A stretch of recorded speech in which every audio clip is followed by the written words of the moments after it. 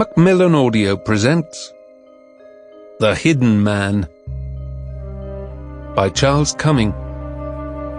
Read for you by James Langton.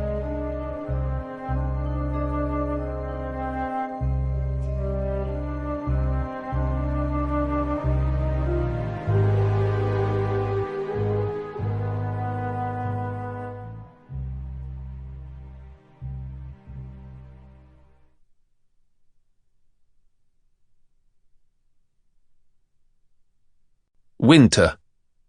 Chapter 1. The Russian is sitting alone on the driver's side of a rented Mercedes-Benz.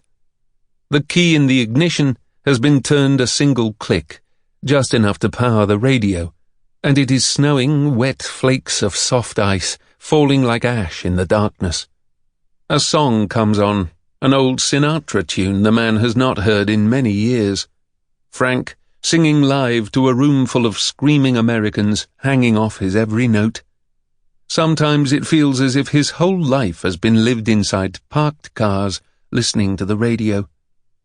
Sudden movements on side streets, a light snuffing out in a bedroom 4 floors up, moments of snatched sleep, cars that smelled of imported cigarettes, and the sweat of tired, unwashed men. A young couple turned the corner into the street ahead of him, walking arm in arm with a jaunty, light-hearted step. Drunk, most probably, coming toward the car and laughing up at the falling snow. They are delighted by it, letting the flakes melt in the palms of upturned hands, embracing one another as it settles in their hair and on their clothes. He thinks the woman, like so many London girls, is worryingly thin. Legs like saplings in high-heeled shoes. He fears that she may topple over on the wet pavement, and if she hurts herself, he will have to get out of the car to help her. Then there will be 2 witnesses who have seen his face. The song ends and fades into an advertisement narrated in slang and dialect, words he cannot make out. English is no longer clear to him. Somehow, in recent years, the language has changed. It has moved away. The couple skip past the Mercedes, and he watches them disappear down the street, using the mirror on the passenger side. An old technique. No need even to turn his head. Now he reaches down to switch off the radio, and everything is once again silent. Just a very faint impression of traffic in the distance, the city's constant hum. As an extension of the same movement, the Russian turns the catch on the glove box with his left hand, holds it as the casing falls open, and takes out the gun. This no longer feels like an act of vengeance. It has been too long for that. It is simply a deep need within himself to attain some level of peace, to sew up the wound of his grief. In this sense, his need to go through with it is almost like a lust. He has no control over himself, no way now of turning back.